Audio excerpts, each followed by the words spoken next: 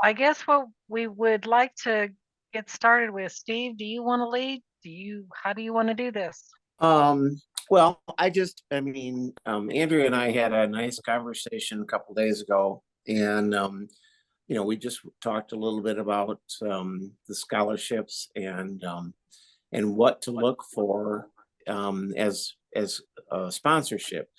So what we really or what we really thought was important was if we had students who were volunteering and especially if they were volunteering, with AMBUCS, obviously that would be a huge plus. But any kind of volunteering, really, we want to get that volunteer spirit, and so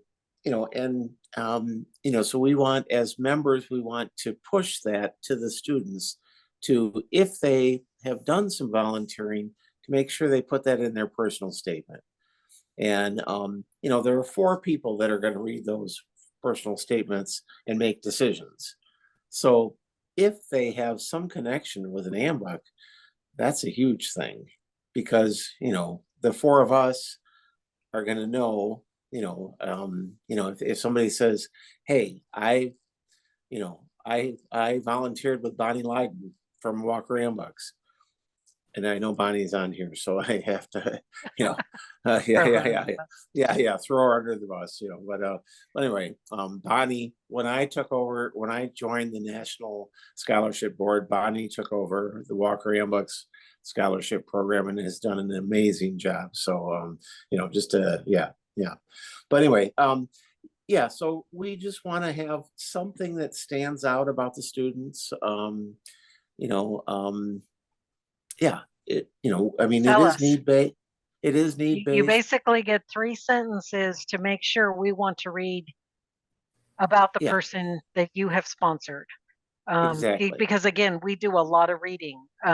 There are something like 1,600 applications come in, and unfortunately, we don't normally get to read all of them. Um, and obviously, you've sponsored as a scholarship chair, you have sponsored somebody, but we want to know in those three sentences, not necessarily what we're going to read in that sponsorship, but the reason why we should read it and why your person is the best person to give that to. If you've interviewed these students, as most people try to do, you might know something that they said in that interview that isn't in their essay, or something that you just liked about them. Whatever you picked up on that made them deserving to you, make sure you would pass that on to us, so that we're looking for that same thing.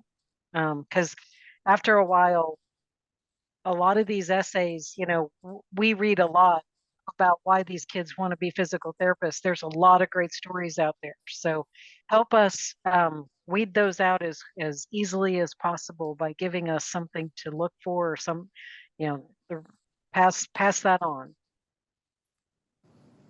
I think the other thing we needed to share, Steve, we've changed dates for this year. Um, Yes. so the application process opened February 1st. It is not going to close on May 1st. It will actually close on April 1st. We did this in order to try to give not only our chapters a better opportunity to get quality sponsorships in, but to also, give our national office time to evaluate leads. So April 1st will be the last day that the students can apply.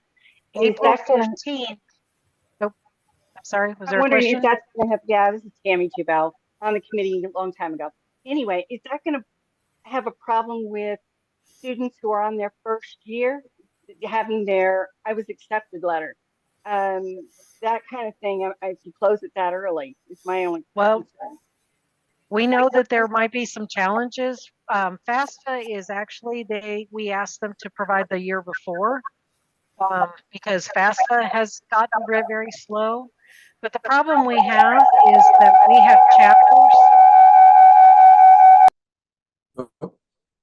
We have we have chapters that are doing their spring conferences in April, and they we needed to give time to the national office and to our chapters to write quality sponsorships and to have time to interview and even find the students.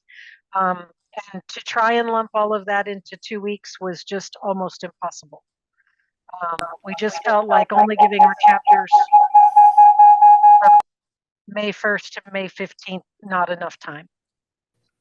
So we will work through some of those issues if we find that we have them, but we're hoping that we will not have that issue. So my question is, you were talking about FAFSA and the problems that we had last year with getting FAFSA because of their new programs.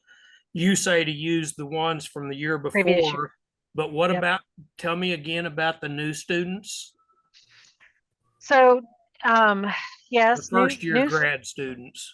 yeah, but they should still have probably created a FAFSA for their undergrad. Okay, Most so they can most use students- that. yes, whatever FAFSA they filed the year before for their undergrad or their master's program. There would be others. Okay, so I've got a question pop up. Is National looking to add athletic trainers in the future? Karen? So if you don't mind, I'd like to speak to both topics. Oh, This is sure. Jessica. So a lot of what we run into with the first years is they do not get that proof of enrollment within the program. So they'll get accepted, but they don't have that technical proof of enrollment until they're getting ready to hit registration and be able to register for those first classes. So what we've offered in the past is for students to have the ability to upload an acceptance letter. They can upload prior year financial aid information.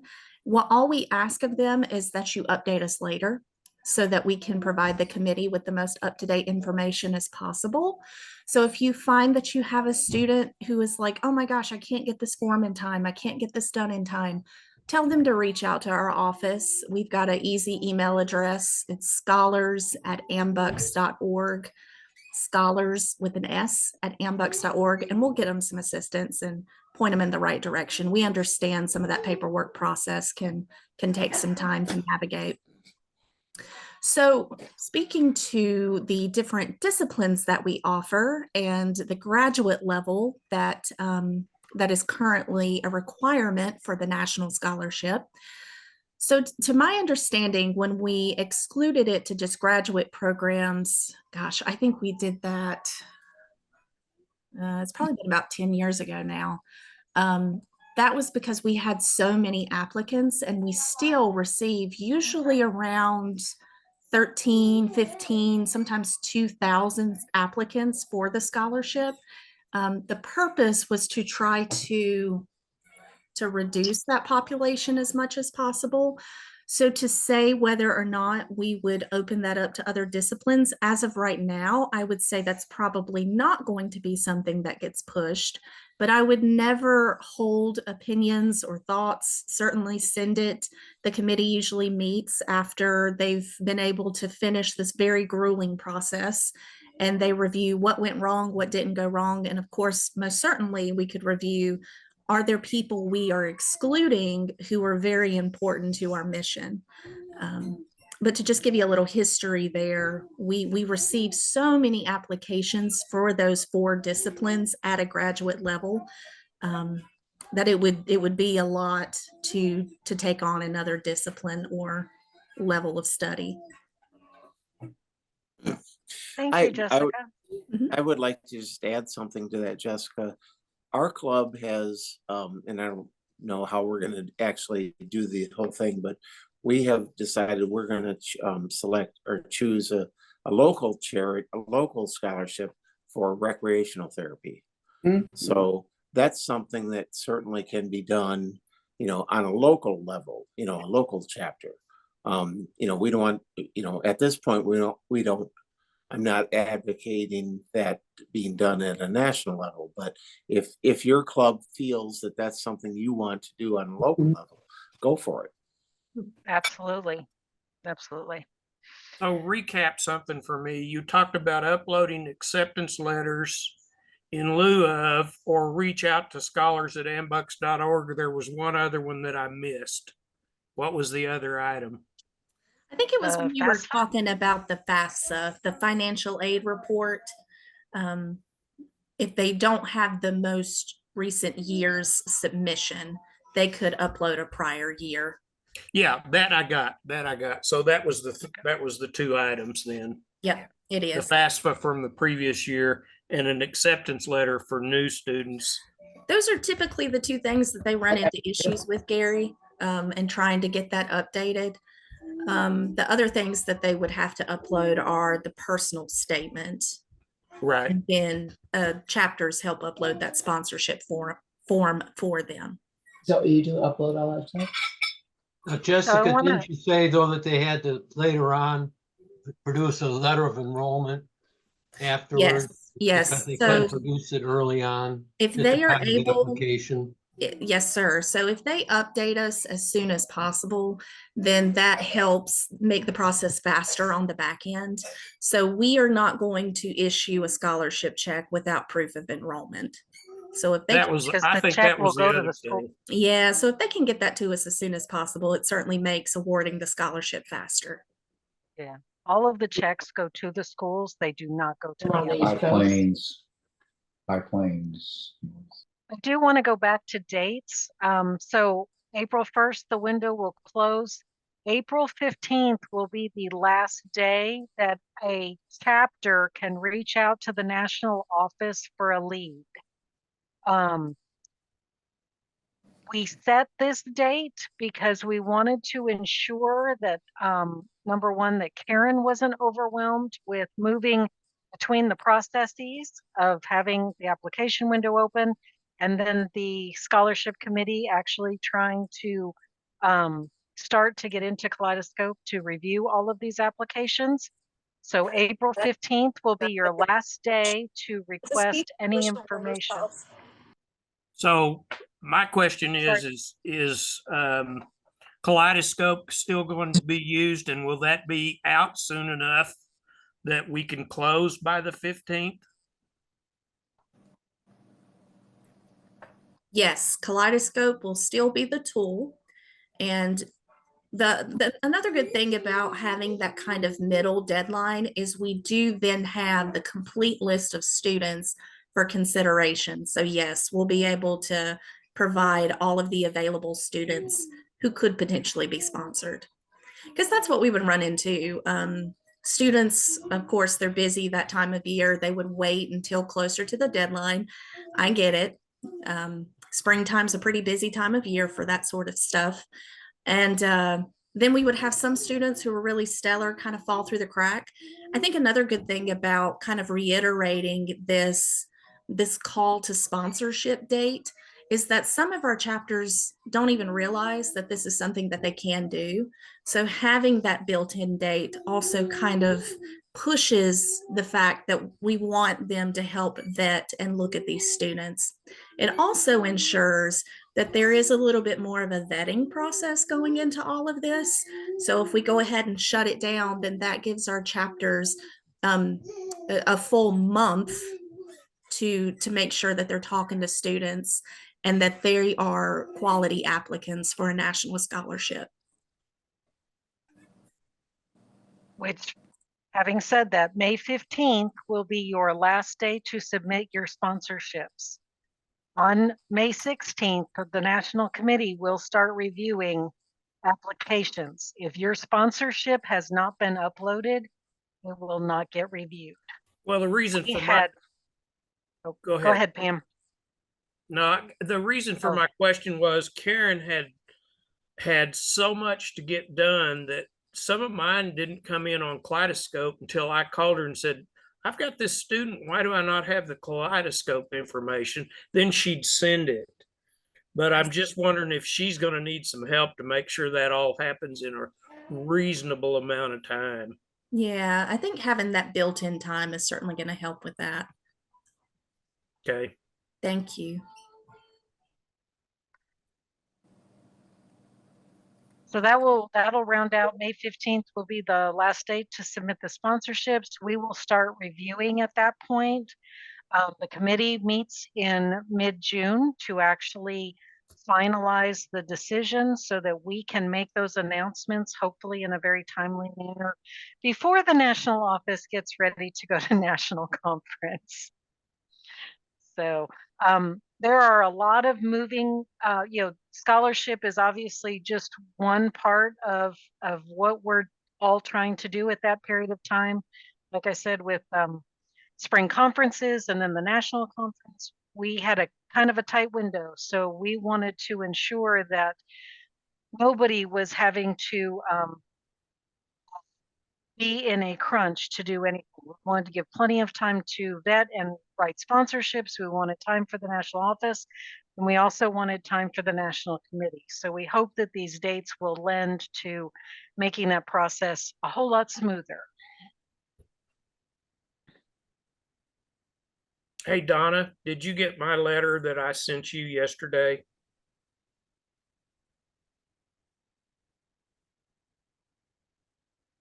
Did she leave? No, she's here. I think she's just having trouble getting unmuted. There she I got your letter, yes. I've not had time to review everything because I was driving most of the time, but yeah. Can we talk about it a little bit? Is this an appropriate time? Oh, your question? Sure, you can ask your question.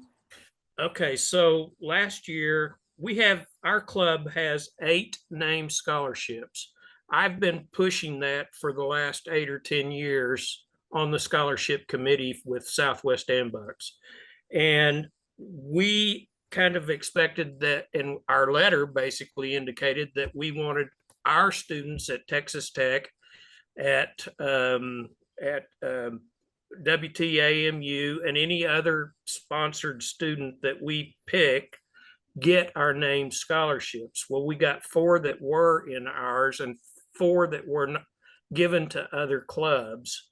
And so my letter to Donna and Patty Vanoy, I had a meeting with her in Lubbock a few weeks ago, was basically to state that we want our club to get those 8 scholarships. Now we're going to add additional scholarships.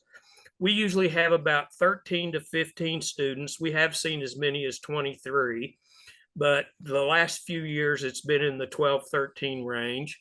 And we think since we put the 12-5 skin into the game, our students should get that scholarship. Now, if we continue, which I want to do, to go above the 12 or 13, 16, 18, 20, adding each year or maybe multiples each year, then anything above the quantity of students that we sponsor, you can do whatever you want with them anywhere in the US, whether it's in Texas or Oklahoma or Minnesota or wherever. You can use those anywhere you want to use them, but we kind of expected that the money that we put in would go to the students that we're sponsoring. And that's not what happened last year. And I think the previous year that pretty much, and the few previous years, that's pretty much what happened. So I'm requesting that y'all look at that very firmly. I also brought up something that Donna didn't think, maybe she misunderstood me, but if you're going to give that to some other club that doesn't have a named scholarship, why wouldn't you expect them to put skin in the game to get that scholarship? I think the clubs that participate in this endowment should get the money, and clubs outside of it. And I understand there's smaller clubs. We were there at one time. Should have opportunities.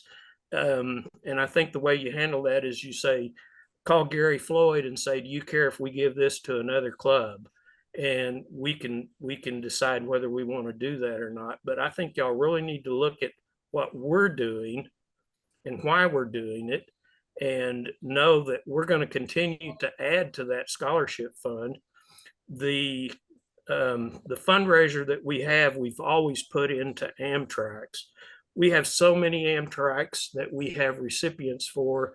We're waiting on tracks now. That's coming in pretty quick. the last year, and probably this year, we're talking about putting all money that we raise, which is in the $125,000 to $150,000 after expenses, into the scholarship fund for our local scholarship and for national. So we might up that to where we buy 3 or 4 of those national scholarships at 1 year rather than just one each year like we've done for the last 8 years. So I know that there's a letter that I received as a named donor, and to write information on that to say, here are the qualifications or the ramp, where I would like my money to go. And I know that I've talked about, how that's where it starts. So I don't know if that's something Jessica might want to talk about, or Andrea wants to talk about. Well, I'll even step up a little bit as a past person. The challenge with part of what you're presenting, Gary, is you're in essence saying that we get to write the name on who gets our money. So as soon as you start establishing a name, because it's your submission, that's where you put into question, is it still a charitable scholarship or is it a personal gift? So that's why that form that you fill out that says, here are our requirements, we want it done in this order, Texas Tech, whatever, and they start working through those as long as they can find, I hate to say qualified because there's a lot more to it than qualified, but recipients that meet those criteria, then they can start fulfilling to that. Now, the other challenge that if you get too specific on that, you risk not having your scholarship awarded at all. And it'll just go on. I mean, basically it gets just saved. It won't get reused later. It just won't get awarded. So we have to be real careful from a national level to protect our foundation, not foundation is not the right word, but protect our interest, that on how direct do we allow our contributors to identify the recipients. So there again, I don't know specifics on your specific ones, but I know that that is a concern that we always have to take, is just when we start putting names with dollars, we get into a risk. So to elaborate a little bit on what Scott said. So we do have a scoring system, and Gary, you're putting a lot of money out there. If your 13 students, they have a range of scores. I think the named scholarships, we try very hard to give to the higher scores. So that plays a little bit into it as well. I don't remember the specifics. I was on the committee last year. I was not a part of reviewing the Southwest. But what I will say is I know that we have a lot of named scholarships. Every chapter gets to sponsor one student. But then for every $600 that they're giving into the program, they're allowed then to do sponsorship. So to say that most chapters are, most chapters are contributing to the sponsorships that they're putting out.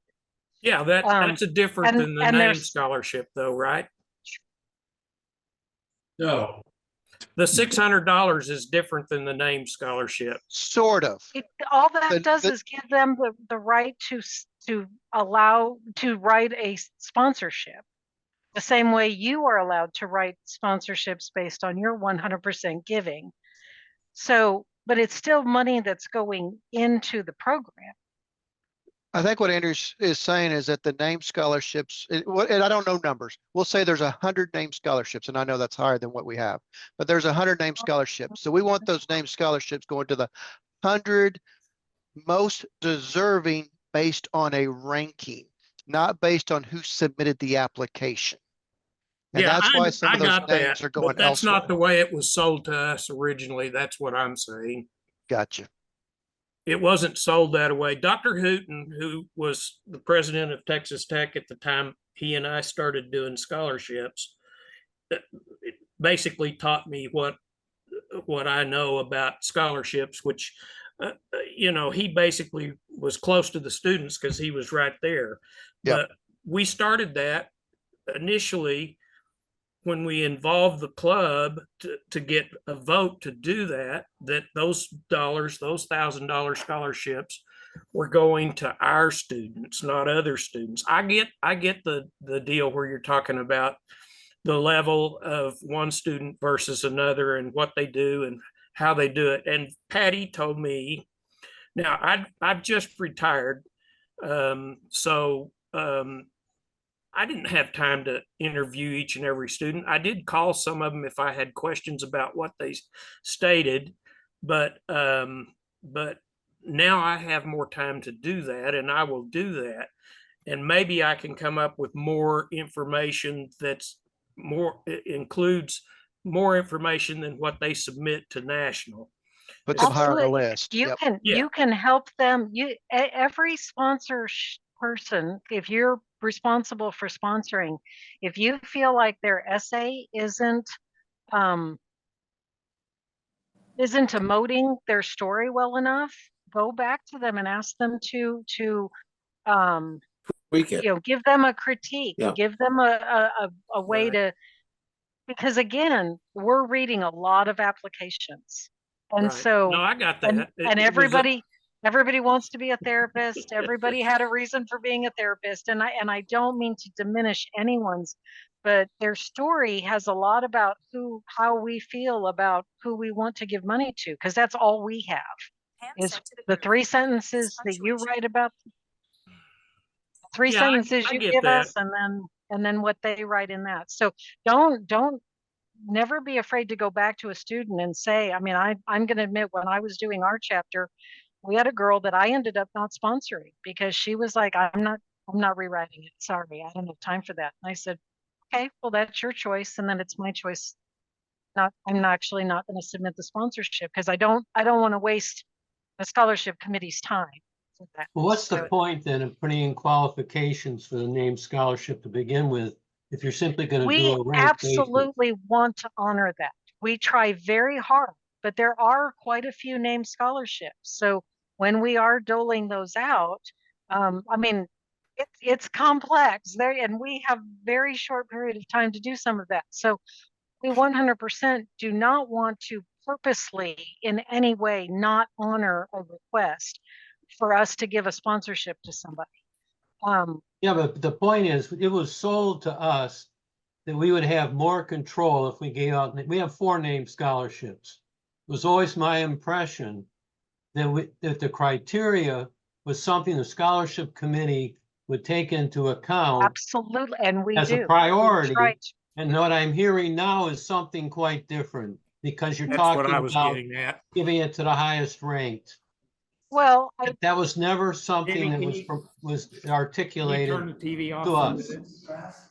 Can you I'm pause? not disputing it. I'm just saying you better be very careful about how you deal with named scholarships, because for chapters that they tend to be very emotional. There are reasons for those absolutely. that the vast majority of AMBUC people have no idea why that named scholarship is in that person's name, but there's usually a very good reason. And it's always been a way of a chapter honoring somebody special. And now if you're saying, well, that award goes to someone in New Mexico,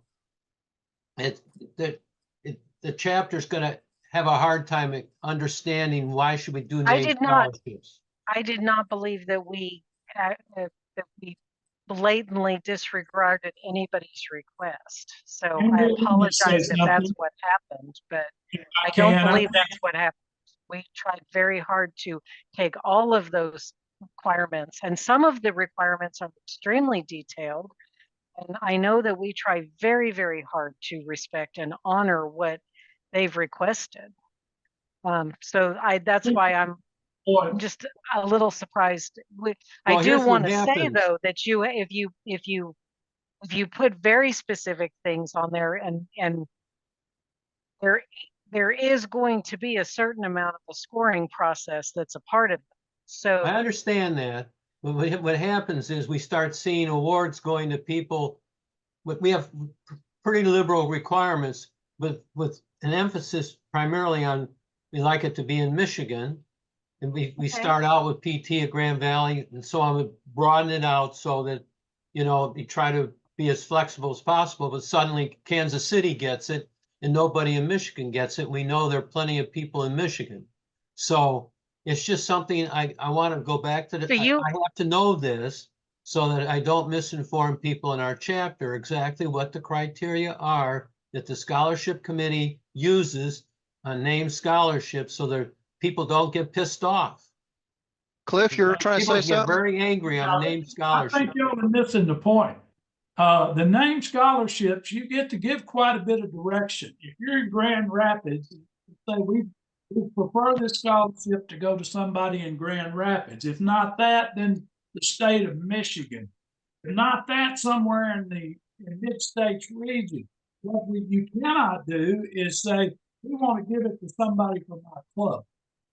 Because when you start doing that, it's just like giving to an Amtrak.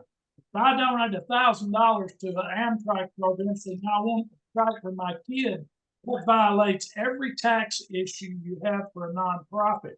You cannot give somebody back something for a reward. So if you start naming, and Scott addressed this earlier, if you start saying, we only want to give this to kids from that our chapter tells you to give to, then you're violating all the rules of a foundation. You can't just specifically name. I'm not violating the rules. We're allowing plenty. We're allowing plenty of liberality on this situation. I just want to be sure, though, that people understand when the name scholarship stuff comes up, that everybody plays by the same, has a common understanding. And I don't think that that was entirely true at this point. That's all I'm going to say. And that may not be what you're talking about, Jed, but what Gary was talking about, they want kids from their club. You cannot say because we give the money, we want the kids that we pick, because there again, you're going to be in violation of IRS rules of quid pro quo. Because we give it, we get these kids. Oh, I agree with you, Clifford, on that. Yeah, our criteria are broad enough so that if, for instance, we don't sponsor someone in a given year, that doesn't mean the scholarship is empty. It Right. gets awarded. So we're not disputing that. And we did, when we were doing the process last year, we did not have a qualified student for one of the named scholarships. And we did reach out to that named scholarship owner and ask if they would allow us to give the scholarship, and they just wanted the money to be given out. And I think that's usually the reaction that we get, but there is procedures that we are trying to follow in order to make sure that we are giving the scholarships hopefully giving the scholarships to the best qualified candidates. Okay, that's fine. Chair, the committee that I've worked with in the last 20 years tries to give as many come as close to your designation as what you want as they possibly can. And like Andrea just said, in most cases, if there's some reason they can't do it, say there's not a qualified kid from West Texas, then they'll go to the state of Texas. And if they can't do that, if there's nobody there, then they will contact the group that's giving it usually and ask them, say, look, we just don't have anybody. Can we give this to somebody that happens to be in Louisiana? It could be in any other. I haven't usually been contacted in that situation, so I guess maybe I encourage that contact to be made. If it hasn't been in the past. We will take that under advisement for this year. Can you guys hear me? Yes, Yeah. Robert. All right.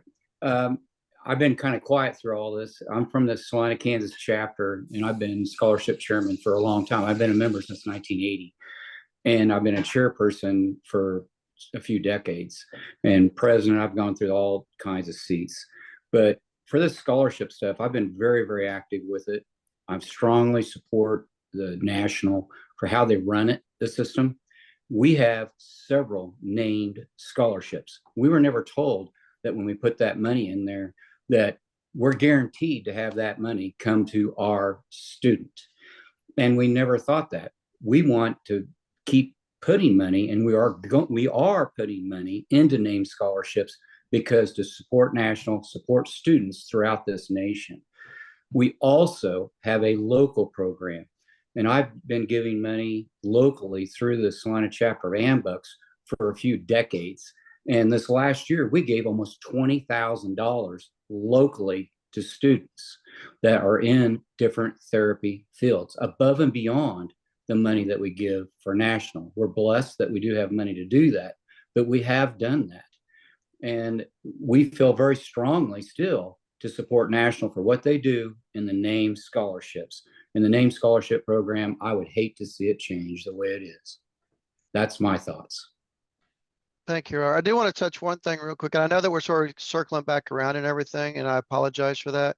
But please also remember that that committee, they're trying to pull out what they have deemed to be the very best applications and honor the name. People have made the extra investment to get named scholarships with the very best candidates. So they pull that list of candidates, then they start matching the desires of each of those named scholarships. So yes, you might see somebody get a named scholarship that might not be the top of your list or might not even be in that arena, but know that that person is more than likely, at least in the opinion of the judges, as we like to say, the best qualified person for your money. They will be the ones that will be hopefully most likely to succeed with using your money to maximize the value in that. And that's the whole goal that they're trying to do. Robert touched on a great thing that we hate to not take money nationally, but also if you want that level of control, that's where those local scholarships come into play. I think majority of those chapters that actually do participate in the national level also participate in a local level, which I think is amazing. And that's great. And that's where that you really have that finite control of where that money's going is those local ones. But they're doing the best they can. They're always going to listen to everything that anybody has to say. I'm not trying to say don't talk to them about it, but please remember that's what their goal is to find the best candidates and recognize and honor those named scholarships to the best of their ability. And I'll shut up. So Andrea? Oh, I'm sorry. Yes. I'm sorry, Tammy. Just Tammy. really quick, Andrea, at some time, can you just tell them the areas and what you're looking at, the name of each area? That sometimes will clarify some of that. I just don't remember the exact names. So the scoring criteria, I didn't really. the level. I'm sorry, Tammy. I'm having a hard time hearing what you're saying. So you mentioned that there is a scoring rubric. And I think what Tammy is saying is it might help some of the people who are helping vet students if they know what those criterias are. Oh, and then kind of what you're working with in some of those ranges. I think my only other feedback in this subject would be if you are a little bit more specific with named scholarship, it does help if the pool of applicants is a little bit bigger. So I don't think it's any secret that we have too many named scholarships in Oklahoma for every applicant in Oklahoma to get a scholarship.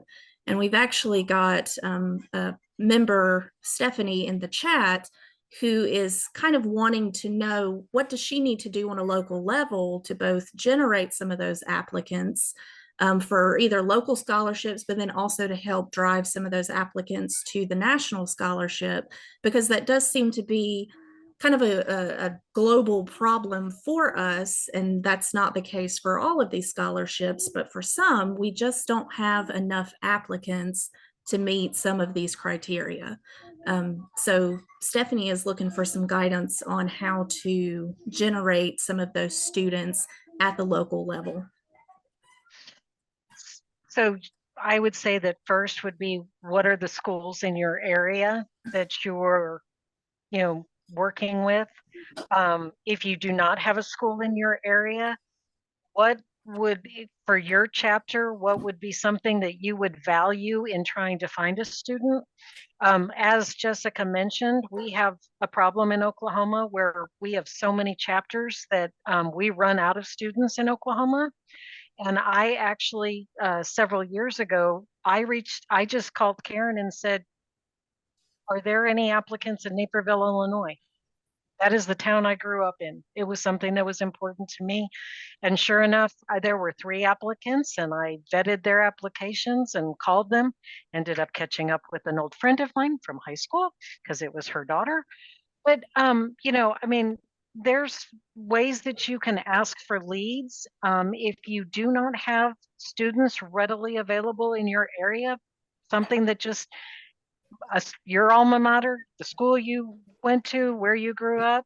I know that some people want to only keep their money in their area, and that's absolutely fine. We 100% respect that, but we also want to look out. There's a lot of areas where we do not have chapters, and there is nobody out there sponsoring those students. If Montana, I don't think there's a chapter in Montana. If Montana means something to you, maybe you want to see if there's a school, physical therapists that are out there in that area. You know, just try to find some way to connect with a student on some kind of level that's interested to you and your chapter. That would be my suggestion as far as how to go about finding students. The interview process, some people interview, some people don't. Some people feel it has to be in person. Our chapter never did that. We always did telephone interviews. But we would always try to at least contact them to get a little bit more of a background so that, because again, however long I usually tried for 3 sentences to tell the National Committee what I was presenting. And so I just wanted to make sure that I had something really wow in those 3 sentences to say, hey, you want to read this. This person is valuable. Well, and I think the important thing to remember is that if we find that student in Montana, there is an opportunity for us to form a club in Montana. You know, and we need to get more clubs. We have this fantastic organization that does so many great things, and we just need to spread the word. And you know, if we can use the scholarship program to do that, that's fantastic. I've got a question a little bit different what people have said, but you said everything's going to be kind of sped up, and I understand all that policies, but could there be something to where you have records, don't you, of all the scholarship chairpersons in all the chapters? Donna Zaya in the morning club here in Salina and I have said that we feel like we're ill-informed. Is there any way that you guys could email the scholarship chairpersons in the chapters, you know, after the committee's met and what's going to happen to these students, so we can inform the students what's going to happen versus us finding out later than sometimes the students want to find out about it? Is there any way to get the information to us sooner or a little bit before we do the students, or actually know? I mean, an email to us to say, you know, the information possibly will be presented to you by the end of June or July or August, whatever it might be, just to kind of inform us what's going on. So when we have the students calling us on what's going on, we have a little bit of an answer. Not a bad idea. I like that idea. I very much do.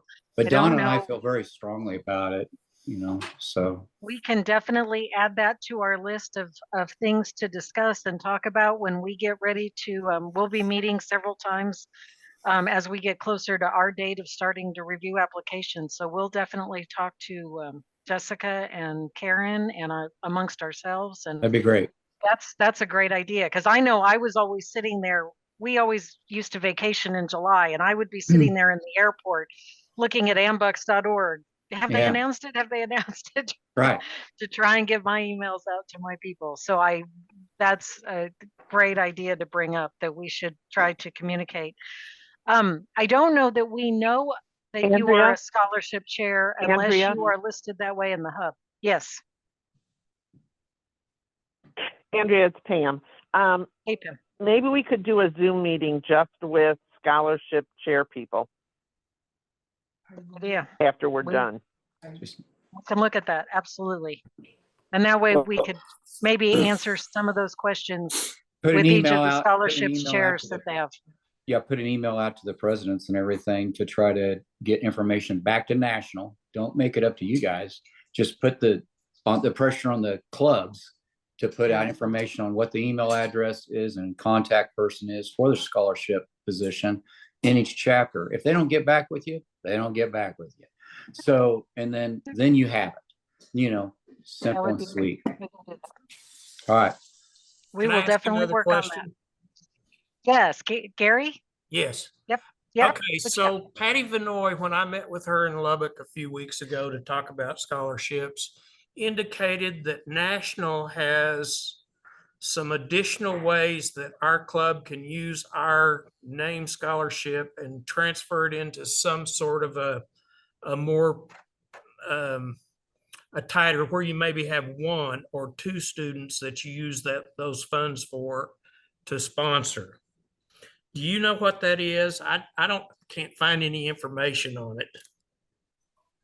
So I think, Gary, what she was probably trying to encourage you to do is you guys have invested, and it's awesome, so much funds into the program that instead of having 8 $1,000 scholarships, I think what it sounds like she was trying to do, since the named donors have the ability to determine if they want it split, maybe instead of 8 1,000 scholarships, it's 2 4,000 scholarships, like have a bigger scholarship amount to create more impact for an individual. Okay. So then we're not looking for how 8 does that people work? for How do you your- do that? You would just need to communicate it. So either we could get you to fill out a new form, or you could write a letter for it indicating what you want to do with the 8. Yeah. But I'm sure you'd have to talk to the rest of the guys to determine how you would want to do that, if it's something that you even want to do. Well, that's why I was, it's an option that we can take a look at. Yeah, for sure. Because, you know, we gave 2,500 to each student out of our own pockets locally. We're going to increase that each year for the next however many years. And because even with the 1,000 and the 25, that's 3,500.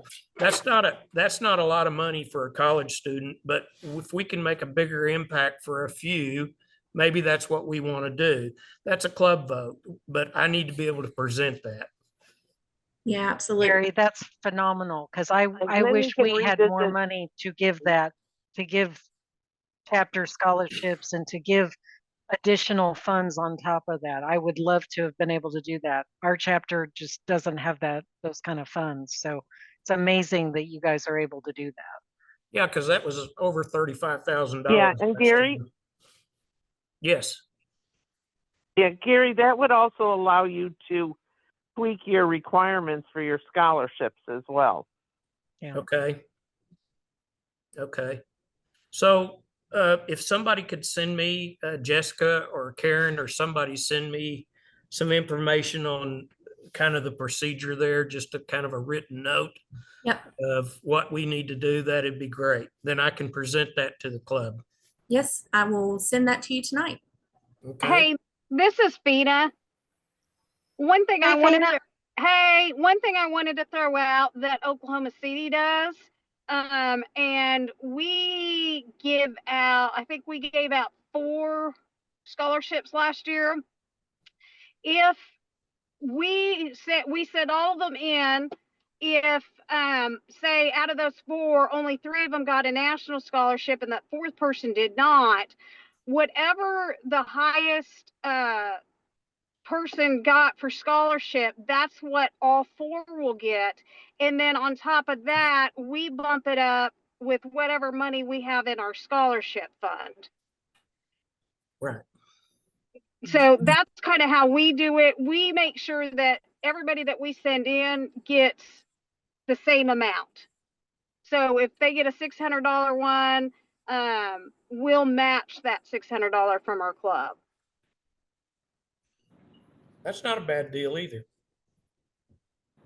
I did want to step back to what Gary brought up, just so everybody else on the phone put all the pieces together where he was going down that path.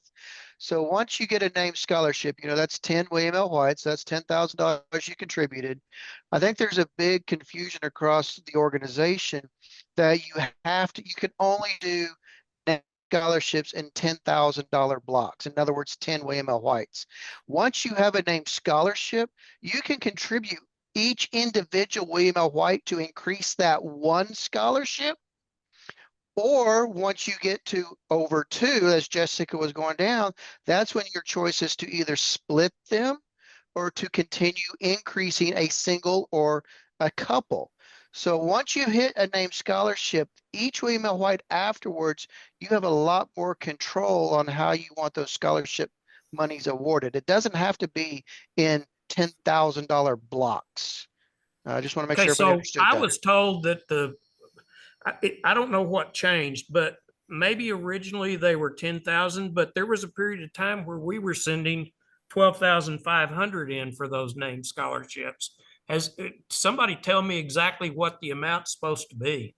So Gary, you guys kind of landed on the 12.5 because the minimum for an $800 scholarship is $10,000. But you guys kind of got on that 12,005 For the 1,000. to get to the $1,000 scholarship. Okay. Just because it's, does a little bit more impact, which is what sounds like you might propose to the group. Yeah, And that well, kind of that's brings what up, as far as I know, that's what we've been sending in. Now, I think they sent 10,000 in last year, but then we supplemented it with the balance to get to the 12.5. You did. And I and didn't that brings up misstate, a did I, good Jessica? point. No, so the base Okay. amount to do a name scholarship is $10,000. For every Yeah. $2,500 invested thereafter, the scholarship increases by $200. So we keep talking about that 12.5. What we're alluding to is $12,500 because the Southwest Amarillo group likes to award $1,000 scholarships. Wonderful. So for those out there who are not as familiar with the scholarship program, the one thing to keep in mind is there are named scholarships out there that are of different varying amounts depending on how much has been contributed to those named scholarships. But there's also the general scholarship, which is the general fund. I think that, and Jessica, I may be wrong, $675. Is that what the amount was last year? That's correct. So that's the minimum scholarship for last year. And then there were people who got some named scholarships are at 800, some are at 875, some are at 1,000. And then we do have a few scholarships out there where they're greater than that, up to I think 3,000. I think the Hobbs are 3,000 a piece. So the one thing to also keep in mind, Gary, is that one of your students may be going towards one of those, but if we have to bring that person down to give to yours, I mean, that's also a negotiation in there that we want to make sure that we don't eliminate that person from going to something that might be even greater as well. But there are scholarships of varying range amounts. So when you go to look and see, or we convey to you possibly in the future, whether your student was awarded a scholarship and what it was, it can be of varying amounts. Not every scholarship is the same amount. I just wanted to make sure that some of our newer people on the call and our students know that there are varying amounts for how much they may receive.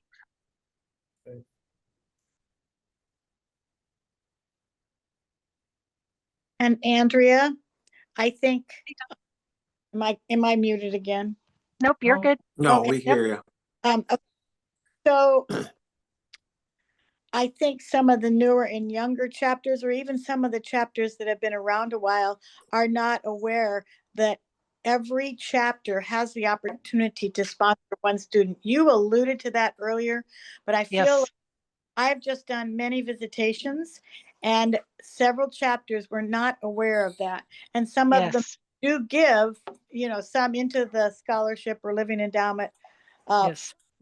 But they just didn't know. And then they didn't know Yes. how to do it. I spent some time explaining to them how to do it. And then, of course, about February 1st, we hit right about then. And I was able to say, okay, look here, you can touch this link and go right to it. So Yes. we might have a little more action from the Western region this year. That would be great, because that's their investment in their future. Those are their future employees for their physical therapy groups. And what it did do was then start conversations about how, wow, we got through school. Now we need to support others. So now they're looking at not only supporting their Amtrak funds and so on and so forth, but a way to perhaps create a scholarship area, and to where, slowly but surely they will add into it. It's not going to be a named scholar like, in a year or two, but every little bit helps. And they know that. And they were very appreciative. Many of them have received AMBUC scholarships or now are totally aware of them. So I feel like we need to really, really talk to the new chapters or the younger chapters, or anytime we speak with a chapter, and make sure they understand about that, because it is pretty important. It seems like it makes a difference. Thank you. Megan, do you have a question? Hi, yes, sorry. I am attending just for information services, but I wanted to ask a quick question. I'm in Are you a Oregon. student, or are you a student, or are you with a chapter? Both. Okay. I'm a student and I am I have my board I don't know what the sponsorship of being on the board. I've been volunteering with the Oregon chapter for a couple years now, and somebody sponsored my membership as a board member. So Great. both. I like to hear that. So what's your So question?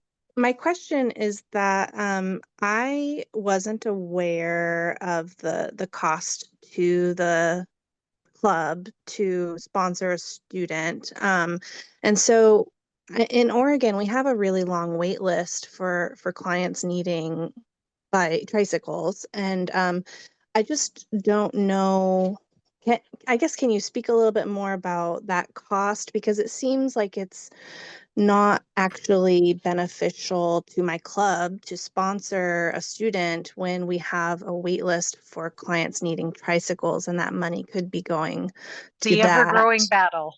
It's a battle with every chapter, I promise you. Amtrak scholarships. And then We've you all have been some that there. really, we have all been there. We really have. So you are not new. So the named scholarship is what we've been talking a lot about. And that's where you're talking about the $1,000 a year, the 10,000, 12,000.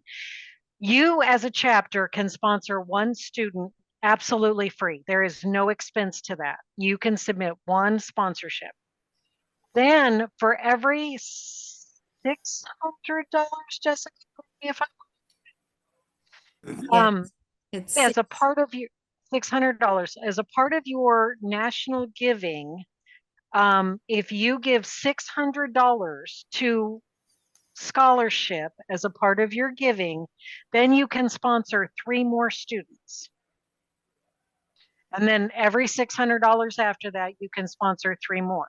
Now, I would not, you sound like you're a smaller chapter, so you're probably not interested in sponsoring a lot of scholarships, but it is not, you do not have to have a named scholarship in order to sponsor a student to at least get their application read as part of the sponsorship for that. So you could, if for $600, you could sponsor 4 students. Does that make sense? It does. Thank you so much.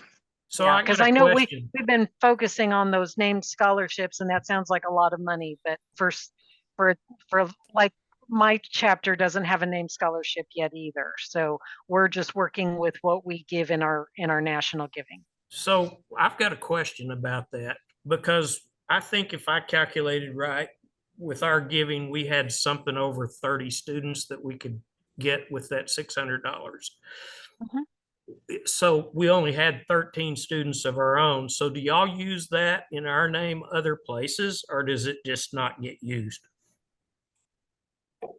Well, I don't know that that equates apples to apples. Well, So I may not be explaining it right, but what I'm getting at is, can I loan some of those to Oregon? I would say yes. I'm gonna let Jessica answer that one.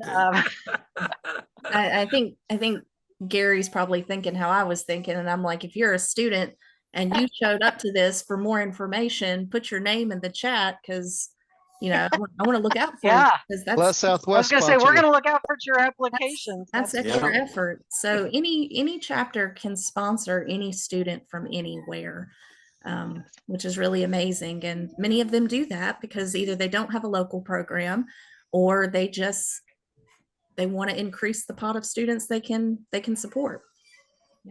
Okay, so how do you get But- that list Uh, of additional so- students? Yeah, so that's the April 1st deadline. So we call it leads. It's essentially just asking for who out there needs sponsorships. We might need a little bit of directive. So are you looking for someone who joined the chapter chat and as a student? Are you looking for somebody in a specific location, or those who have the greatest financial need? We can pull you some considerations. We can pull you considerations for anyone that we think is just really showing that effort. But if you've got some parameters that you really want to focus on, we accept leads up until April 1st. You can get those. April Excuse me, 15th. April 15th. April 15th. Yep. Now, thank you. Gary, keep in mind when you ask for those leads and you want to sponsor 30 people, we still also have to respect the non-sponsored students. So Well, that's do fine have- too, because you have yeah. 20% that are non-sponsored. yes, And exactly. That's I just another wanna thing make that sure I've you learned. keep that I in just mind, yeah. recently learned that there's a non-sponsored group, because we were always told that any student that wanted a national scholarship had to be sponsored. Yeah. We were never told that there was 20% of non-sponsored. That's some more of that communication that some of us are just not seeing. Definitely want to try and get some of our name and money out there to the kids from all over, where Sure. even I if don't they're have a not problem with anywhere near that. an chapter. Yeah, I don't have a problem with that. I just wondered what happened to all of the ones that we could actually do. And Steve, I see your hands up, but I'm gonna interrupt before we turn that over real quick, just to make sure everybody knows that. So all a sponsorship does is basically get your application read. It doesn't guarantee Doesn't scholarships guarantee. or anything like that, but it does No. get you in that semifinal list, so it will be read at that point. Yeah, we Uh, do get a lot of scholarship sponsorships for kids that may not be in as much financial need as other. Please keep in mind that one of our main considerations is financial need. We don't look at just who has the biggest loans. We're paying attention to a lot of different, but that's not just, I have $500,000 in loan, I'm the biggest need. That's not exactly how that works, but we are basing some of that on financial need. Because I know that I've had several kids in the past that I knew they weren't in as much financial need in order to get it. And so that's where you look at doing your chapter giving rather than trying to actually put them up for national. So there are some of those considerations when you think about how we do the scoring. We look at financial need.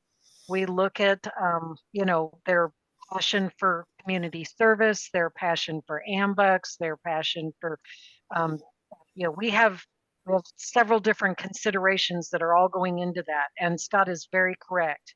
Just because you're sponsored does not guarantee you a scholarship. No, I ask get, a yeah, I get question? that too. I would just like to on- say to gonna say- Gary, since he moved his location, he now looks like he's the godfather. Hey, half my I even got a ponytail to go with it. Okay, I think there were two questions out there. One was from Stephen, I think. Yeah, hi, thank you. So I had a question related to a topic we just moved away from. So I'm a student, grew up in the Boston area and going to school in Boston. And so obviously there's no chapters in Massachusetts. And so I've never been part of the AMBUCS community, but I was wondering if it'd be okay for me to reach out to other chapters, sort of share my story and see if they would consider sponsoring. Absolutely. For Ambux.org. sure. You can go out there and find out where the closest chapter is to you, because up there, I'm always confused who's closer to who. That's okay. Yeah, But there's a Maine, a Vermont, and a Long Island, New York chapter. So absolutely reach out and try to create a conversation with them. Absolutely. Would And love Steve, to see since you you get joined involved. this, you can even give them information they might not be aware of, because I believe all three of those chapters, none of them have actually sponsored a scholarship student before, if oh, I'm not okay. mistaken. So you can sort of encourage them, hey, this is what I listened to. You can do it with no cost to you. You just have to fill out one form and submit it and put my name on it. Make me sound like a Yep. salesperson, but I can make it work. Exactly. Hey, it's money. It works. That's right. Thanks. Thank you Good so luck. much. Another way Yes, of good dealing with luck. that might be Could to I ask a get the question? name from national, the regional Yes, Bonnie, director. 1 second. Okay. Yes, Bonnie, Ready? go ahead. Okay. I had a question about the leads. When I, ask for leads of like local colleges near us or whatever, and I get a list of several people, how do I know that some of our other local AMBUC groups aren't somehow getting the same names? Once I get those leads, is that kind of cut off to other groups or? Question. I'm not really sure, Karen, Jessica. So we, of course, we will, let me make sure I understand this, Bonnie. So if somebody comes to us and says, we want students in Michigan, we're going to send them the list of students who haven't been sponsored. If you come up the same day and say, I want a list of students in Michigan, we'll send you the same list of students, but probably preface it by saying, we've got some others who were looking at this. We're going to take the Okay. sponsorship for the chapter that submits it first. Okay. Concern there being that if we close it off and then some of those students don't get picked, we're not going to realize it until it's too late. Right. I think last year there was one or two that I had the phone interviews with that said that they had also talked with another group, another Yeah. AMBUC group. And I'm like, oh, I'm not sure how to deal So with that. we have that same issue in Oklahoma. Okay. I will say, I spent some time with one of ours, and Miss Fina stole that person from me and got her sponsorship in first. But I always looked at that as a win for the student. As long as the student got, got sponsored, I was good with that. Absolutely. But it is something, which is why it's super important to pay attention to those dates and try to actually work ahead, a little bit ahead. Just because lead requests are accepted only up until April 15th, maybe trying to get some of those leads April 1st or March 15th or today. Send Karen that email today. See who's out there and who's applied. Just to work the entire process the entire time so that we can try and get the best well-rounded scholarship program we can. That's just what we're trying to do. Thank you. The conversation has been really, really great. I know, Dave, I see another question. Some of you, I know we usually try to keep these to an hour. So if you would need to leave, I'm totally understanding that. And I know that we want to respect your time, but the conversation has been really, really great. And I think we've all learned a lot. So Andrea, I'll give it back to you. David, you have a question? Yeah, I've got a kind of a granular question here. We have a couple of students that we would potentially sponsor that are speech therapy students in a master's program. Yep. It's a little hard to find a doctoral program in speech therapy. So I guess the question looks like you're already answering it is, are they technically fair game to sponsor speech therapy masters? I know that So the school that we work with, we actually meet at University of Central Oklahoma, and they have a speech language therapy, but I believe it's a doctorate program. So Okay. I don't know that I've run across the fact that it wasn't a full doctorate. Okay. They should be in the master's program. They should be Definitely eligible. are master's level speech therapy programs, probably the majority of, Are they? They're eligible. they should Okay. be. Yeah. That's a That's good something. question. Thanks. I mean, it's a Alright. minimum master's level for all across the board, right? Many of the physical therapy has gone to doctorate programs. Yeah. Just by Right. the nature of that. But yeah. Yeah, because one starts it and then they all have to follow suit to get, because this guy's over here, he's offering a scholarship to this student who, when he graduates, is doctorate, but the others are masters. So they all fall into that doctorate deal now, I think, most of the big colleges. So as a physical therapist, I can tell you that all the physical therapy programs are now doctorate. Are you seeing my occupational and occupational and speech are half and half depending on the program. But we made it when I was there that they had to be an upper level. They had to be doctorate or master's level. They couldn't be a baccalaureate program. Oh yeah, absolutely.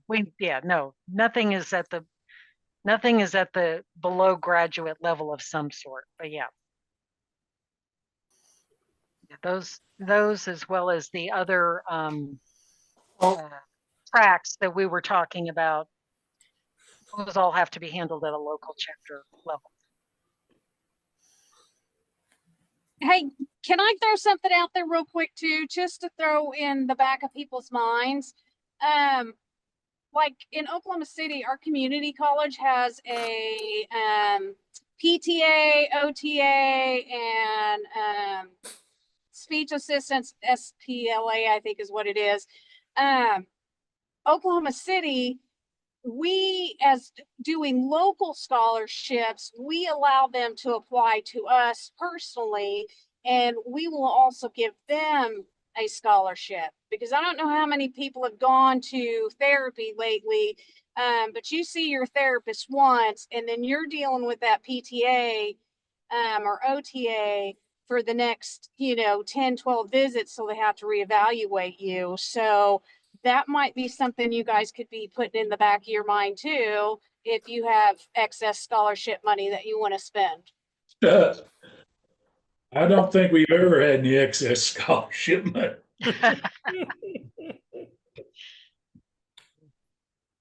All right. If that covers everything, thank you everybody for joining on behalf of Steve and Pam and Stacy and myself. We look forward to seeing your sponsorships and your applications coming in this year, and hopefully we will do a good job and serve you all well.